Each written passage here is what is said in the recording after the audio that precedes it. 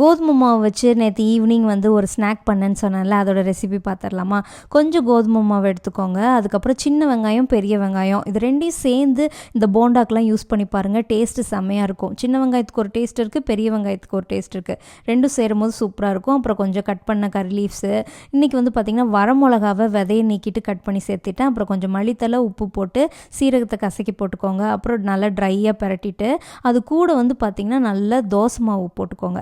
அதை நல்லா மிக்ஸ் பண்ணதுக்கப்புறம் எவ்வளோ தண்ணி வேணுமோ அந்தளவுக்கு தண்ணி ஊற்றிட்டு கொஞ்ச நேரம் ஒரு 15 நிமிஷம் 20 நிமிஷம் அப்படியே அந்த மாவு நல்லா செட் ஆகிறதுக்கு விட்டுட்டு எண்ணெயில் போட்டு எடுத்திங்கன்னா போண்டா சூப்பராக கிறிஸ்பியாக ரெடியாக இருக்கும்.